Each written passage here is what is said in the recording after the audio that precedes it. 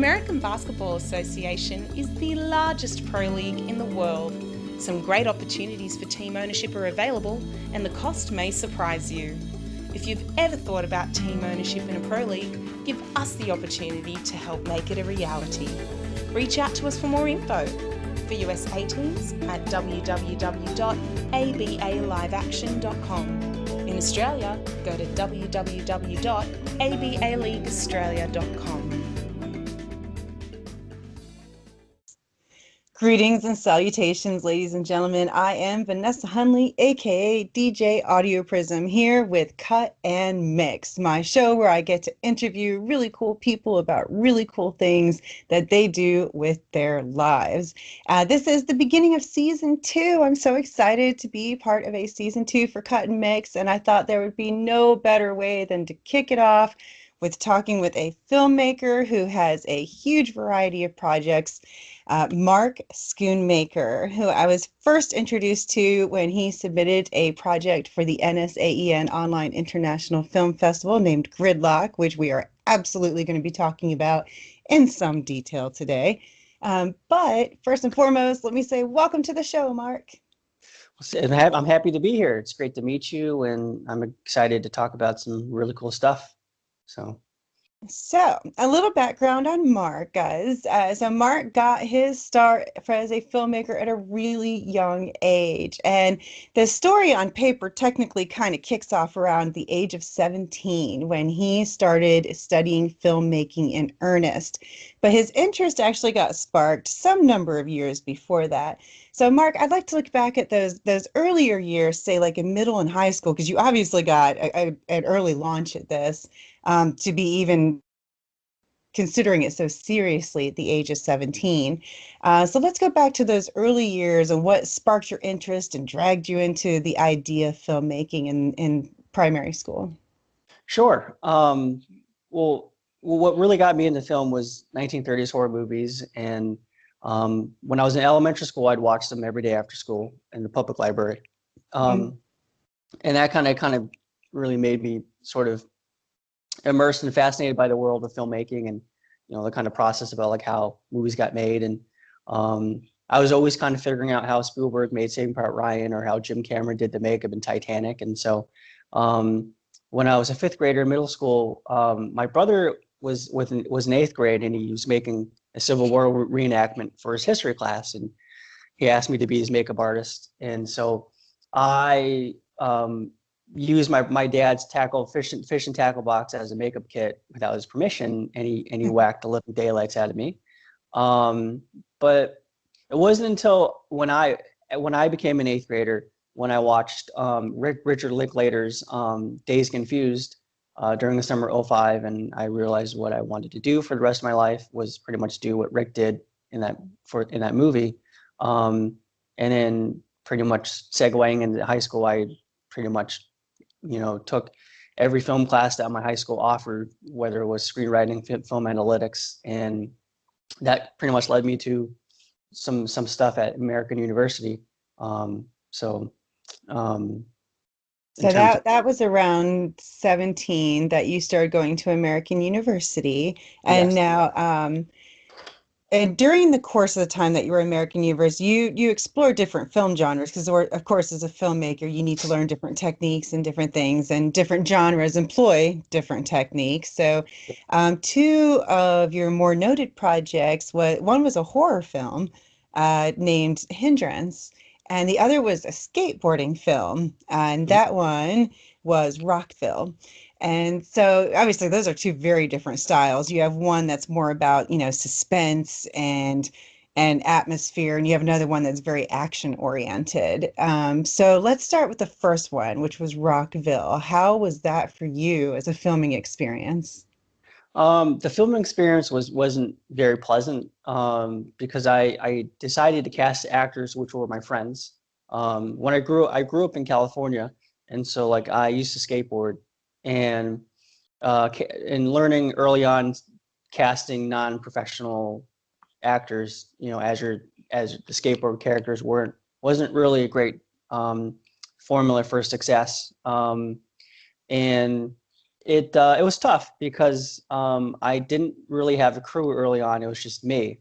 I was like the DP, I was the director, I was the screenwriter, I was the producer, I was the editor. I had I had five skateboarders friends that really didn't give a shit. Pardon, I mean, are we allowed to curse here? Yeah. Okay. We're mostly adults. Okay, so they didn't really give a shit, and they would always go, come late to set or just be too relaxed. But in terms of answer your question, so in terms of Rockville was something that pretty much like I made two short films prior, and they weren't very good. They were really bad, and I wrote Rockville kind of as a necessity, where like it kind of felt personal, and I thought like kind of making a movie about my experiences from people that I knew in California, and kind of sort of offering a certain situational confrontation and displaying at different vantage points within the group, and how this one thing is destroying their whole friendship, I thought was a really cool thing, and something like that's kind of accessible, something I could do on my own. But it was kind of like a really good crash course in terms of like figuring out cinematography wise how I would shoot that, and that will later bleed into Hindrance.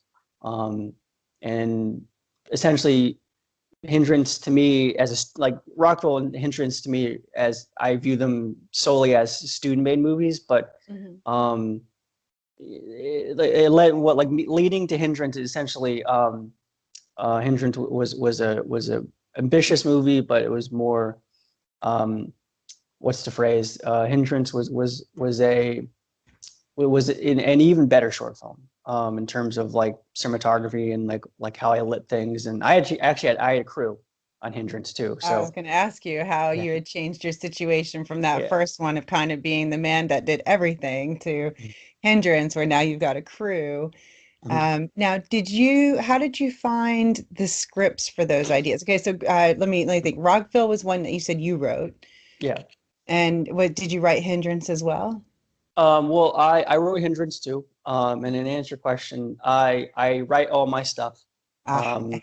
I like writing all my stuff. I'm a filmmaker where to me, this is just me, but I think getting a hold of someone else's stuff that someone else wrote, whether it's like a book or another screenplay, I tend to have a harder time adapting someone else's stuff that they wrote because it's not originally from me. So, but in terms of Hindrance, in terms of kind of answer your question too, like, where did it come from, or the ideas or whatever, like for Hindrance, I actually made it as a short for class too. And it wasn't really necessarily, it was like a 6-minute thing. It wasn't necessarily going to be kind of anything. It was kind of like just a simple, like, make a 10-minute short for class, shoot the edit, we'll, like as the classmates, we'll watch it or whatever, and we'll critique them and stuff. And then the professor was like, this is actually really good. The lighting's pretty great. There are some parts that looks too dark. That's just his opinion. Right. And I'm like, okay, maybe I need to expand this. And I essentially like expanded it. I made it into like a 20-minute short film. And then where ideas simply came from, it was just kind of like, I don't know if you're a fan of horror movies, but like I'm a huge fan of horror movies. I think next time, when you're not interviewing me, we should definitely, talk about horror movies, because I could talk about horror movies for days. Me too. But so my favorite horror movie is 13 Ghosts. And so so like I had this idea, like, I wanted to make an homage to 13 Ghosts and kind of have like that dread from Alien mixed within it, and sort of like that alien atmosphere, about like a really, really shady company that goes around and captures ghosts, for their employers. And essentially they're in the latter half where like they're finding like the last piece of the puzzle, which is like the 13th ghost, and like kind of everything kind of spirals out of control and just becomes chaotic. And so that's kind of where that idea stemmed from. And but like the thing is though, like I actually watched it earlier on during like COVID quarantine, and like the acting's not very good, because it's like a student made movie, but the cinematography and the lighting still surprisingly holds up. Like I rewatched it again. I'm like, wow. The thing is that like I had a cinematographer on that gig. I had a sound guy, a cinematographer, a gaffer, a lighting guy, and I mean actors I got from college. I met through classes as like, hey, could you do this for me? You know, I'll pay you in burritos or something. I don't know. But no, I mean, I'm actually, you know, despite it having a lot of problems, like one primarily being performances and the other kind of being, there's some narrative issues where like people get what I wanted to do with it, but you know, it's still kind of a learning curve for me in terms of like kind of making a more coherent narrative. And that's kind of like later on kind of moving away from student made, you know, endeavors, kind of leading into like professional filmmaking. Like the narrative stuff on my end, it's in terms of like people analyzing my short films critically, like that was still kind of the challenges of me making stuff, because you know people would like it visually, but story wise there's just kind of like it needs some work, and it was like okay. But no, I mean, like in terms of like the college level stuff, like it's just like I kind of miss it. I kind of miss it sometimes where like, you know, when you are allowed to fail so many times, you know, and just think that like, you know, like you're not really, I mean, you're trying to do this for real. You want to be professional, you know, at the end of the day, like, you know, somewhere down the line, you want to be professional. But I miss times when you can fail, and, you know, then, and also like you had like, you know, a teacher or mentor that you can go to and be like, hey, like, what am I doing? Like, I'm not saying like, so glad you brought up the mentor thing, because that was actually going to be my next question. okay. So this will tie in nicely, and I'll go ahead and ask it now. Okay. You studied under a number of mentors, some in school and some beyond school. And you found yourself amongst some rather big names over the last decade. So let's talk about, in that spirit, let's talk about some of your biggest influences and how they helped improve your filmmaking, even if it was just random comments or if it was, you know, actual strategies or people that you studied under for, you know, any period of time. Okay. Well, let's see here. Well, like my first academic mentor was Nick Clooney, at American. He was a great guy in terms of like kind of accessing kind of certain advice I would utilize later in terms of, you know, what's the best way to do this, or what's the best way I should kind of utilize kind of my decision making in terms of how I should go about certain things. And you know, he gave me some really good advice about like, you know, what's the best, you know, mentality in terms of that. And so but like the thing is though, like he's more journalism than film. He's in the film media thing, but like it's more politics and journalism and stuff like that. They're more linear and facts based. Yeah. There was one. There's one big one that I don't know. For the sake of this conversation, I really want to mention him, because you know there's a lot of like sexual abuse allegations against him. So I'm going to refrain from talking about him. But I won't name his name. But I he's been kind of like a childhood inspiration on me. And when I got earlier connected with him, I asked him like, hey, like I'm trying to make my first feature, and what do you think? And you know, he was just like, between this movie that I'm really kind of connected to versus this other one, he's like, you should pick the project that you can make by tomorrow, you know. And that kind of decided a factor in terms of like, you know, what I ended up doing. There's actually one person I met that still to this day, like I go to him a lot, and that's Ethan Hawke. I don't know if you read that in my bio, I but did. I figured I'd let you bring him up. yeah. So when I met Ethan, he gave me some really great wisdom in terms of like the best mentality, you know, to sort of, while pursuing a life in the arts. And you know, you're going to face a level of rejection, you're going to face failure, but it's kind of like how you use art in a way where it's kind of like, if you're doing this for fame or fortune, then you got it all wrong. You got it backwards, basically. But if you're doing this to sort of elevate others, inspire, and to share art, then, regardless if you're going to fail or face rejection, then you kind of have a good headspace and you got a good mentality. And also too, like, I mean, the day I met him, like a mutual friend introduced me, the same contact that actually a while ago introduced me to the one and only Patrick Wilson, which I get really great advice from him too. Not to name drop or whatever, but please name drop. the day I met Ethan, all I wanted to tell him was like, what was your experience shooting the Lisa Loeb video for the Reality Bites, soundtrack?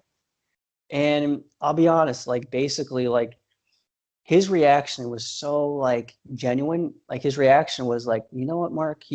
Like, verbatim, he was just kind of like, you know what, Mark? Like, people normally want to talk to me about, like, Robin Williams or Phil Hoffman or Dead Poets or, like, Rick Linklater or, like, this Before Sunset trilogy. But, no one has ever asked me that. And, like, I normally go into meetings, like, kind of bringing up something I know with whoever I'm talking to, like, I know no one's really talked to him about it. And so I brought that up because I knew, not just for bringing it up for shits and giggles, it was a point to bring that up because I told him, like, I'm a filmmaker and, like, did you learn anything by shooting that music video that you applied to your directing efforts when you made your feature films? And he gave me some really great nuggets about that.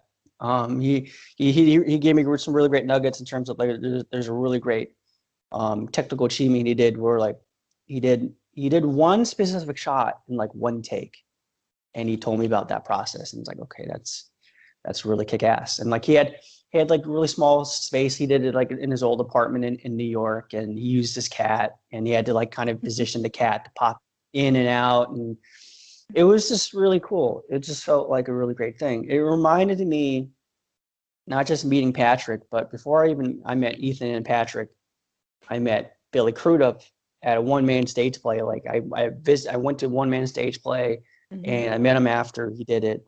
And when I brought up his performance in this movie he did in, like, 1999, because I knew for me as a filmmaker, I want to make meaningful stuff that matter and that you give a shit about. And I'm not really trying to follow trends. I told him, like, I'm trying to make meaningful stuff. And, like, I remember you saying that, like, Jesus' Son, the movie he made in 1999 with Dennis Hopper and Dennis Leary and Jack Black, he said that was, like, the first time that was, like, the most meaningful thing I put on screen was, that performance in that movie. And when I brought it up, he kind of gave me this look of, like, oh shit, you get me. And me. It's like, yeah, well, but yeah, in terms of mentors, like, it wasn't until, that filmmaker, I can't, I want to withhold He who from shall not be mentioning. named, yes. Yeah, I want to mention him, but it wasn't until I met a woman named Amy Soto. Like, so I wanted to tell you the story. There's a really quick story about, like, basically, like, I was pitching a project. It was like 4 years ago at this meeting with someone from Paramount and Paramount Pictures, and we're reading in Beverly Hills, and she was like, hey, like, do you want to go, like, I'm doing the PR work for Hacksaw Ridge, and, do you want to meet Mel Gibson and Billy Johnson? Like, that was the guy who, like, financed and produced the movie. And I'm like in my mind, I'm like, oh, of course, I would love to go to a private screening and meet them both. But I already had a prior obligation to meet somebody in San Luis Obispo, someone who was working on 13 Reasons Why, someone who vouched for me because I was trying to get financing for a certain project I was pitching. And so I met some woman named Amy Soto, and she's like Texas. She's Texas based, and she resides in Louisiana right now doing film stuff over there. And it wasn't until that initial meeting with my then partner, and basically she was talking about the whole night she wanted to talk about Bill Paxton. And I'm like looking at my partner being like, why is she mentioning Bill? In my mind, it's like, maybe we should talk about something different. I don't know why she's talking about him. But the only thing that she told us is like, Bill Paxton's hurting, guys. Like, he's hurting from the show and he needs new material. I'm like, I don't know what you want me to do about it.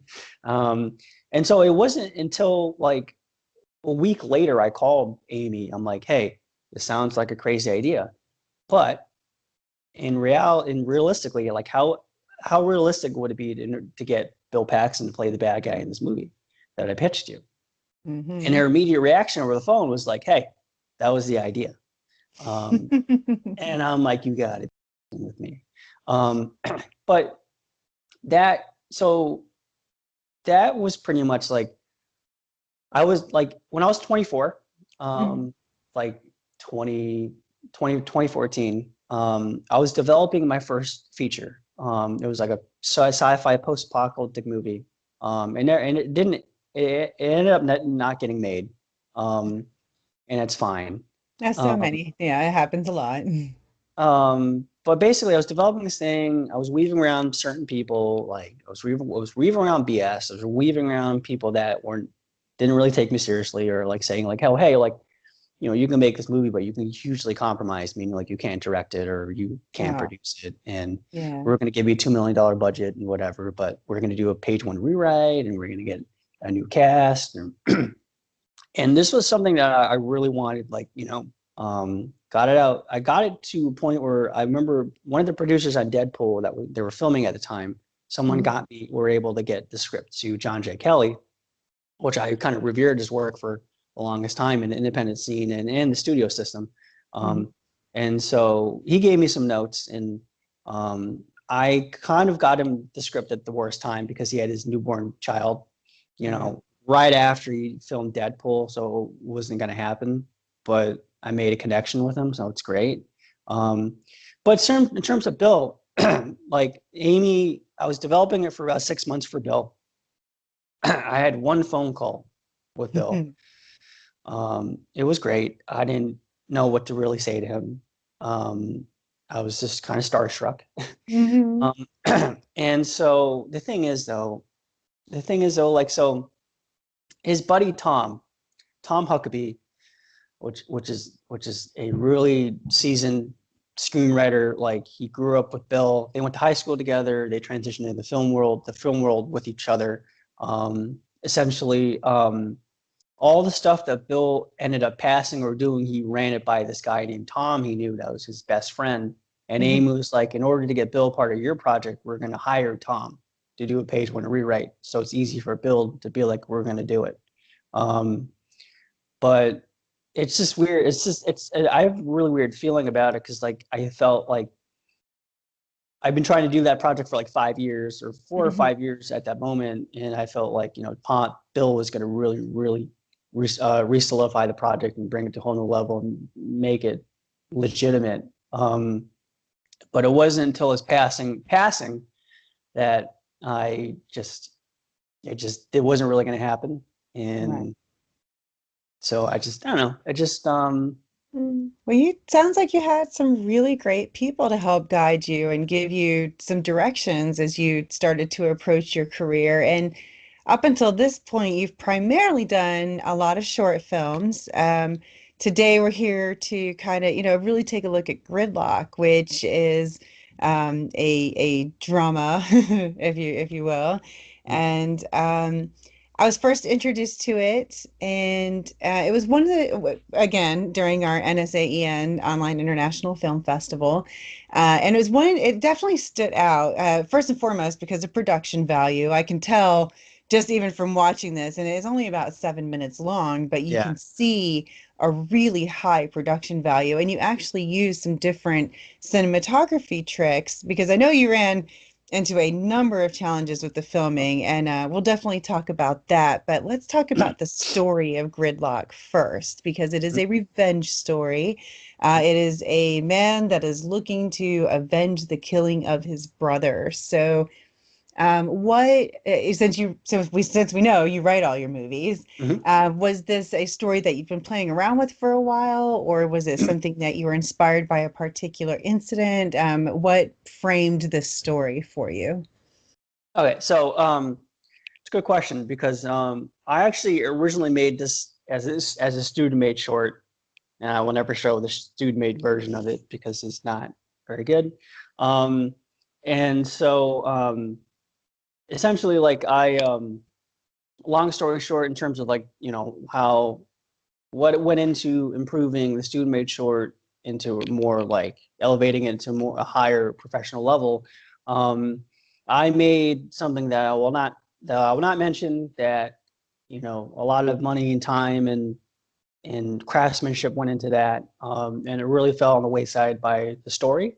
Mm-hmm. And it hit me when I was editing that failure. All that time, I was like, okay, the thing I ran out of time for was actually, in actuality, the only thing I figured out I really wanted to shoot, and should have been my short.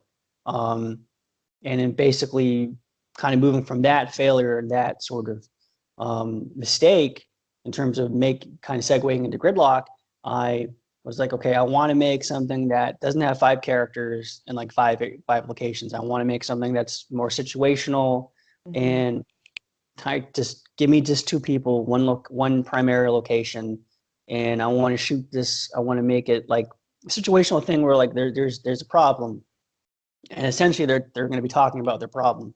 Mm-hmm. But how do I make that look engaging? And how can I bring you into the main character's plight so much that you can be emotionally invested and but maybe relate to them to some degree, um, even though the stakes are very kind of heightened and it's kind of like this sort of fictional, suspense and tension. You got someone who was murdered and stuff. There's kind of this shrouds with sort of some mystery. And so that's kind of where that came from, and basically kind of figuring out how do I shoot a cohesive narrative throughout. But ultimately, this Gridlock to me, I'm really proud of it, but to me, in my filmmaking career so far, that was the first time I ever brought out some really kick-ass performances from my actors, really effective ones. Mm-hmm. And that was kind of the goal I wanted to achieve. I wanted to achieve not just like making a coherent narrative that made sense, because I felt a lot of people that I showed that doesn't make movies or do make movies, they're like, okay, this visually looks great, but I don't really get the story here, or it needs work or something. But when I made this, I feel like I kind of knocked it apart out of the park on both those things I really wanted to focus really hard on. Mm-hmm. But the challenge of it was, you know, making kind of siding with the main character and like kind of introducing this other mysterious guy, and like, do you side with the mysterious guy, do you side with do you side with the protagonist now, who's the Mm-hmm. good guy, who's the bad guy, what's this other guy up to, do you trust this guy? So there's lots of that to focus on in terms of like how I move the camera, how I pivot the camera, when do I track away, when do I track pan in. And so that was, I mean, that was really, that wasn't as stressful as like the actual filming of it, because we filmed in late October. I Mm-hmm. remember filming it during the election of like Hillary Clinton and like Donald Trump. You know Mm-hmm. what I mean? Ooh, what a Um, background. yeah. So we Well, were in the and middle you of filming faced at a the. lot of Mhm. physical and environmental issues basically when you were trying to do the active filming part between lighting and weather and Yeah. different considerations there. So how did the lighting and the shifting lighting affect how you were the filming process? That's a good question. Well, originally I wanted to do like sunbeams and like shadow work and all that stuff. And like Hmm. when I went to the location, it was like in upstate New York. It was majorly gloomy and cloudy and like really overcast. And so Yeah. I remember getting day one, I'm like, well, our storyboards or like our reference photos are just out the window. Um, and like I was thinking, like, do we do this another weekend? And then my cinematographer's like, no, we're gonna do it now. Everybody's here. Like, okay. Like, I mean, like I want to do it too. I mean, just like Hmm. I don't know how to just it's like it's to me it's gonna be it was really difficult to figure out how to do the lighting if you don't it's like kind of overcast or whatever, but you kind of work around that. That's sort of challenge. Um, but interestingly enough, like the image out of um the camera I didn't have to color grade a lot of it because what you see that in the final product is actually what we got the day of, and I didn't really have to do a lot of color grading because I don't know, like that, like the cloudiness kind of brings like this sort of like atmosphere, like this sort of like just dread, like miserable kind of gloomy kind of look, and it really works. It wasn't until like I was editing it that I was like, okay. But in terms of like, there was one shot, and it's in the monologue when I'm tracking up to the car and the guy's giving like his voiceover monologue in the very beginning. One of the reasons why that's black and white is because the only time that the sun popped out was during that scene.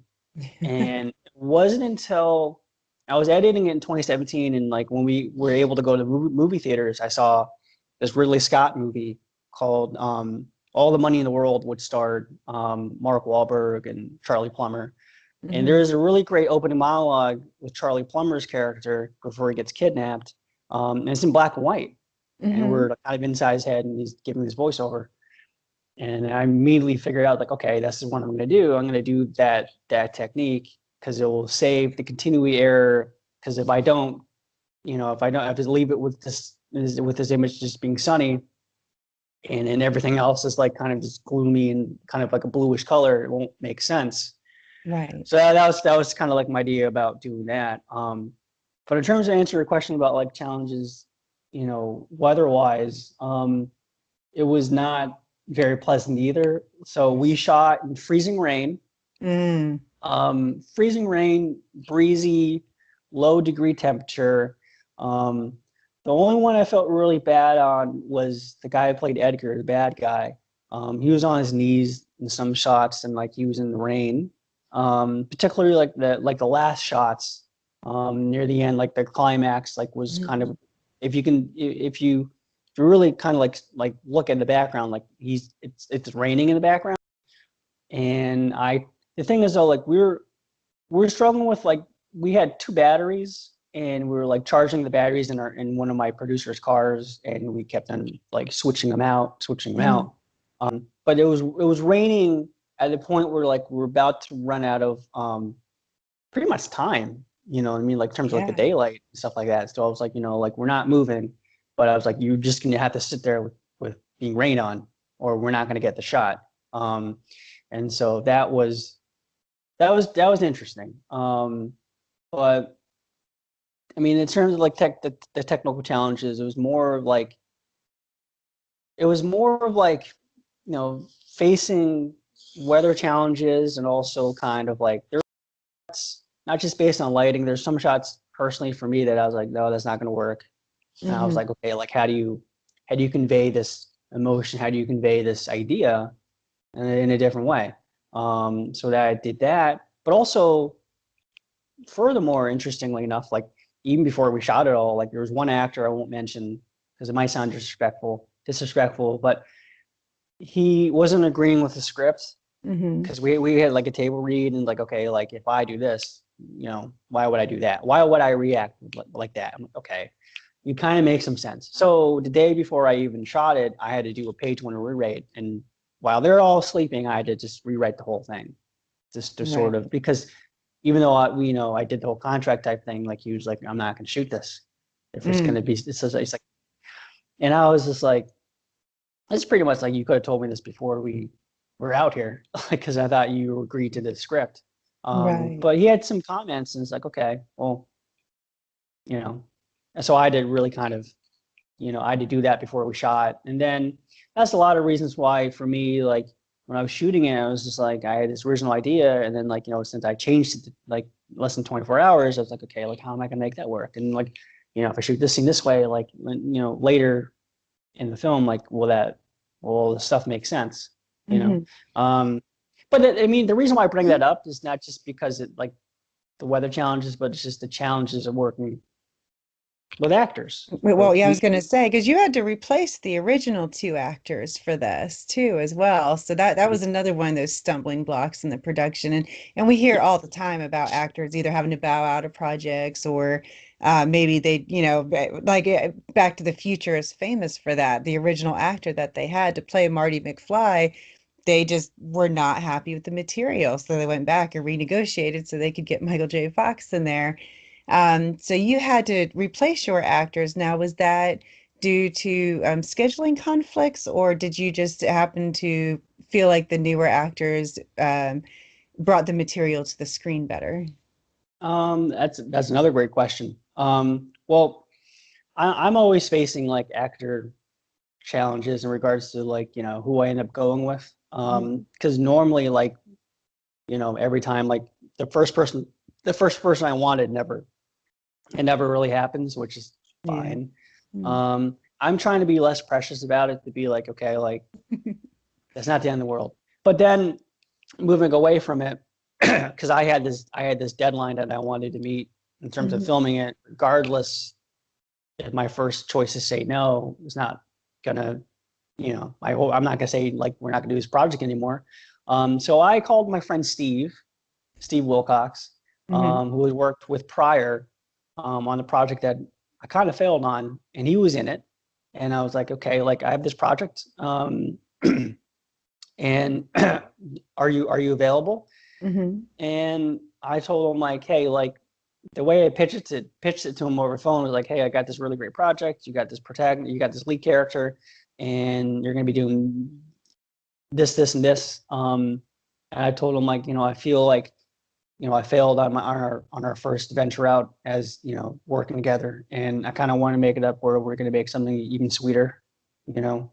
And he read the script and he got back to me. He's like, I would love to do it. And so I was like, okay, cool. And then in terms of finding Stefan Rollins, who's done some really great work in the independent scene, he's actually worked with some really high profile actors. Like he actually carried his own in a television show called Powers opposite Charlotte Copley from District 9, which is really cool. And he actually carried Dumel and which is really cool. So it wasn't until a mutual friend that I knew through Stefan, I asked him about Stefan. It's like, hey, I'm casting this movie. What do you think of Stefan? And he's like, that guy's great. If you get to work with him, I'd do it in a heartbeat. So I reached out to Stefan, send him, the script. But he was the actor I had to really kind of. It was the first time for me that I really had to answer a lot of questions acting wise, which I've never really felt I ever was really kind of pursued in terms of like, directing, acting, communications. Like Stefan tore apart the script. He's like, okay, like if my character does this, how would he react, and why am I doing this? What's my motivation? So on and so forth. Just in soul of like the perspective of the actor, Right. because obviously he's playing the role. And so like, don't mention like lighting or editing. Like he doesn't give a shit about that. It's like, no, I just need to know story wise, motivation. And there's a learning curve for me at this point, because he didn't say yes or no yet. He was like, I need you to answer my questions. And it was the first time that someone really kind of grilled me in terms of like, do you know your script? Do you know why, and so, but inevitably after me and my partner, like, okay, like we need to like really answer these questions effectively, because I don't want to lose this guy. He's really great. And so he had about 60 questions. I'm not gonna be like, I feel like as well, like he's, what's the phrase? He's getting me prepped for like, if I want to work with more higher profile actors, then I'm gonna have to have these conversations, which makes total sense. But I'm actually really pleased with the actors I went, and I think they turned out really individually like really great raw performances that I think kind of carry their own weight.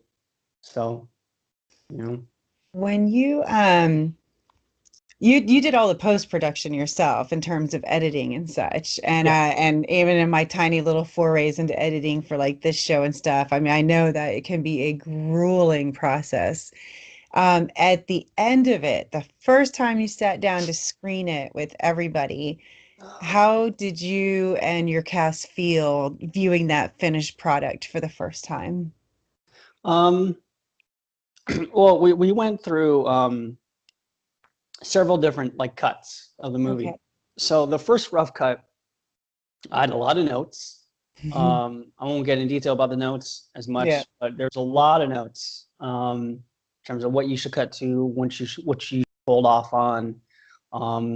I think I've edited the short maybe 10 different times in a course of like from 2017 to 2018.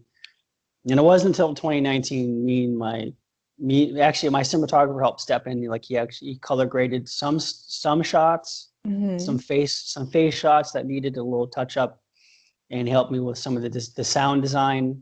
And it's worse by shooting in like, freezing rain and loud noises, because the microphone picks up everything. So I think the only challenge was like, since I didn't do any ADR work, because it was like a short film, and like if I had to do ADR work, I would have to pay the actors again. There was like no budget for doing that, unfortunately.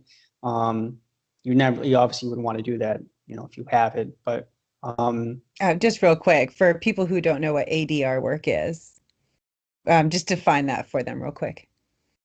Oh, it's pretty much when you record over, you bring the actors in the soundstage, and basically you record over the actual footage again, and that's pretty much what ADR. And then they do their speaking thing. So just for amateur filmmakers out there, if you've been sitting there going, how did they get it to sound so clear in the dialogue? Well, it's because they record it again. Yeah, it's kind of like a re-recording.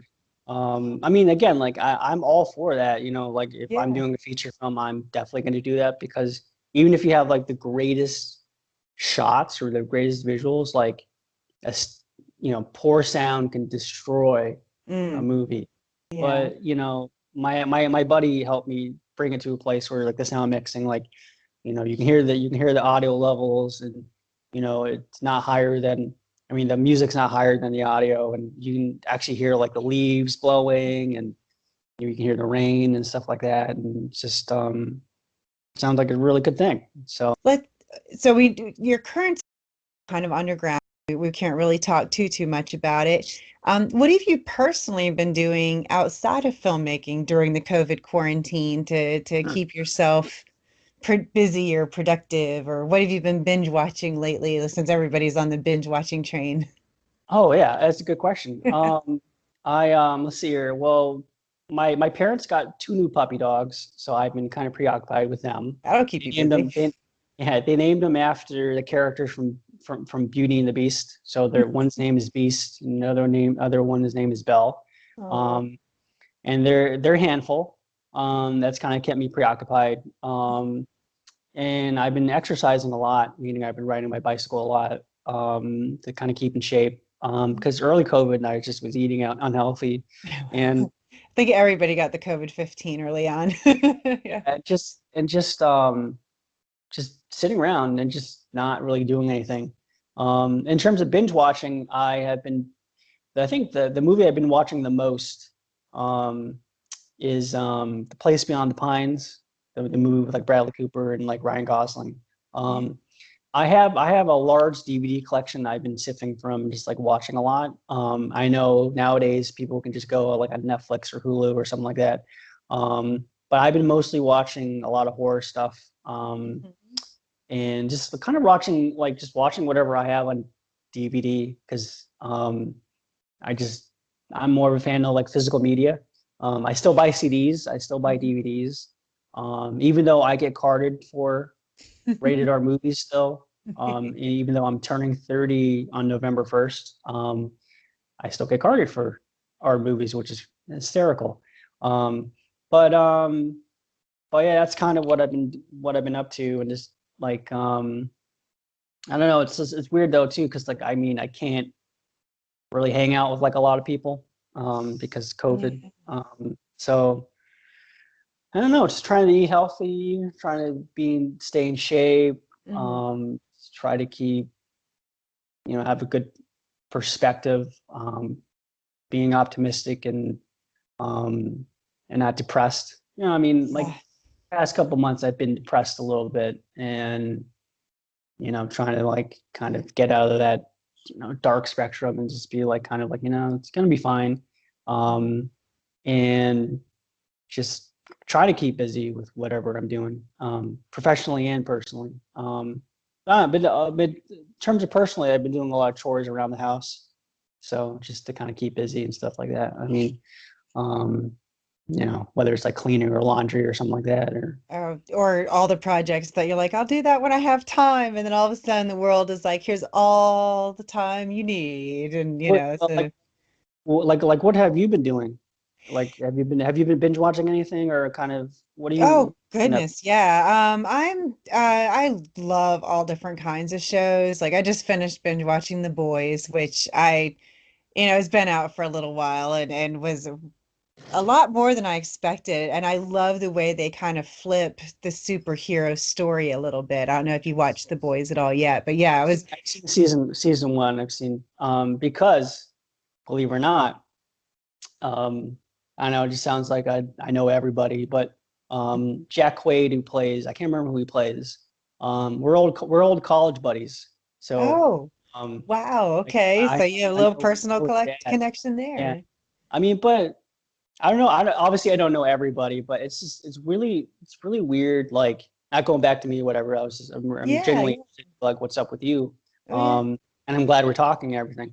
But yeah, I mean, it's weird. Like, sometimes there are shows that I know or that are happening that are really great, or like movies, and like it's like, oh crap, like I know someone who like DP'd that movie or show, or like I know someone who's in it, and it just kind of feels weird to know, like, oh, and I'm in this sort of thing. I understand that because I've been in the event and entertainment industry for a lot.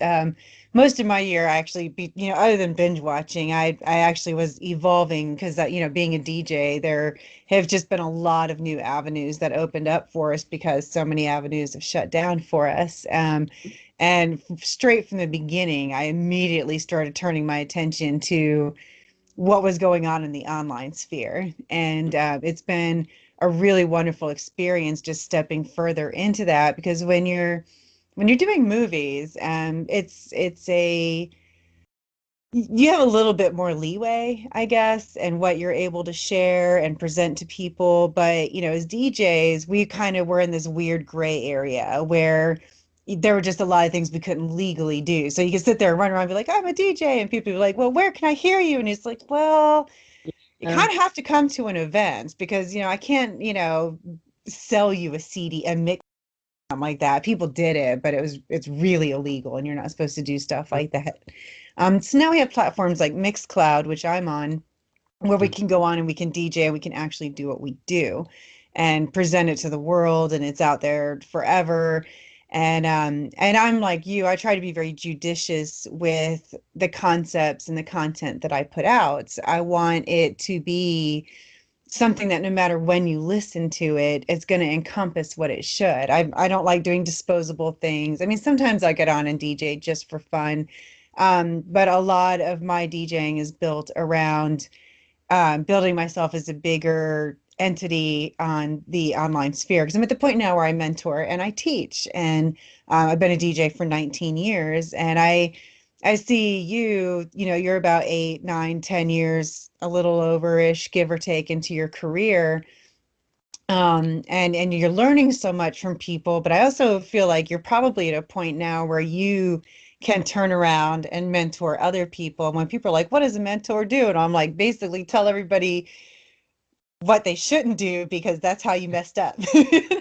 Yeah. It's like, addressing the technical aspects or the personal aspects, or how do you, in my case, how do you negotiate and talk to clients and bar owners and stuff like that. And in your case, it's like, how do you negotiate and talk to talent and investors and other cast and crew. And I love watching all different kinds of productions, be it or listening to all different kinds of productions, because we are in this golden era of content creation.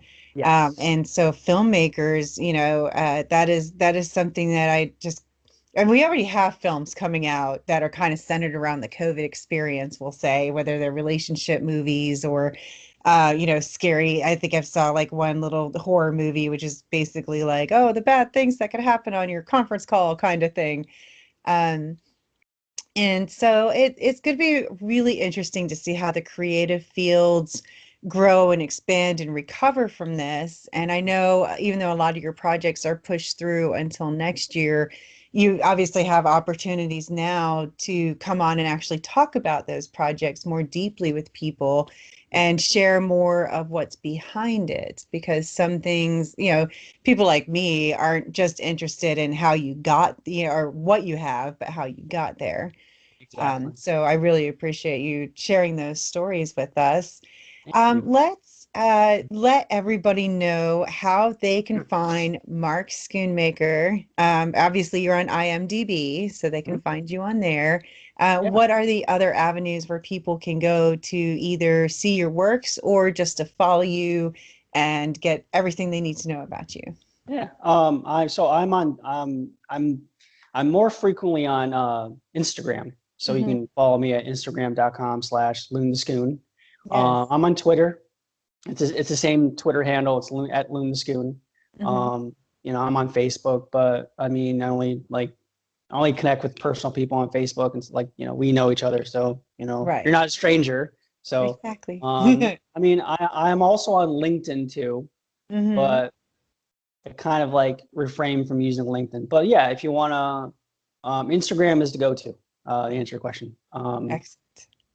But yeah. Do you have any publicly available films at the moment, short film, or any of your short films online where people can go and watch them easily? Yeah. You can go to I know a lot of people use YouTube, but I have a Vimeo account. It's just vimeo.com/LoonTheSchoon. And you can actually go and watch Gridlock. It's public. It's been published publicly, so you can go check that out there. And then I mean, I haven't put any of my previous work up there yet. The only thing that's up there is Gridlock. And then if I make something next year, I'm gonna be able to share a trailer for that, sometime later, which would be cool. But yeah, that's pretty much it. So, Well, I appreciate you. Go Appreciate ahead. you. But I mean, it's really great to finally meet you and see you. We should definitely schedule another chat. Because basically, if you're not doing anything, I have all these movies here that we should talk about in terms of horror. So yes. I've we can I'm not kidding you. I could talk to you about horror for days. And Mark and I have both established that we are very avid horror fans. Yeah. So we should definitely set that up, whenever, what I mean? If you want to talk again, and keep some, professional relationship going, and just keep the combos going. You know what I mean? So I respect you and everything. So I'm appreciate that you take the time to kind of, it seems like you give a shit about what I'm doing. So it's cool.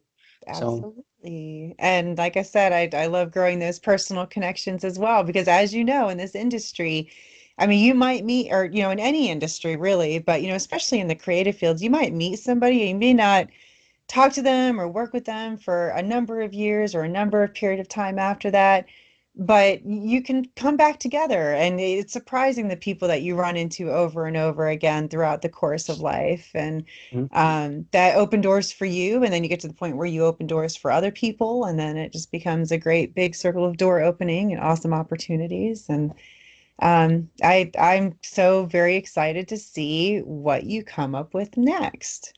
Thank you.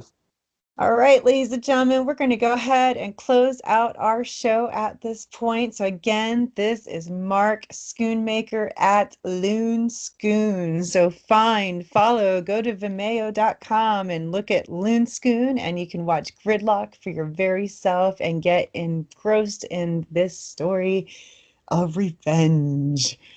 So have a wonderful and safe time out there, ladies and gentlemen. Please, please, please wear your mask, because the more masks you wear, the sooner entertainers like me and Mark can get back to making in-person content, which we miss. Exactly. We miss hard. Yes. Yeah. We miss it so much.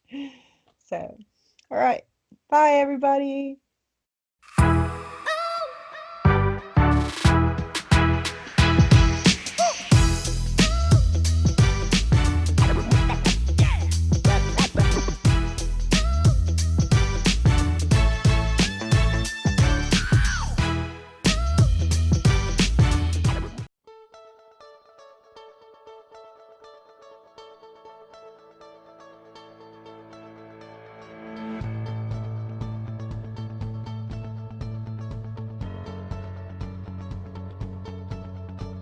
Welcome to Miami, the most amazing, vibrant, and ever-evolving city.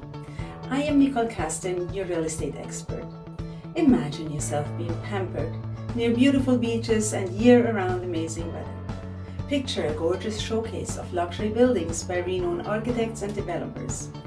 Breathtaking views and most lavish amenities, from rooftop pools to mind and body nurturing spas, all meant to cater to your well-being.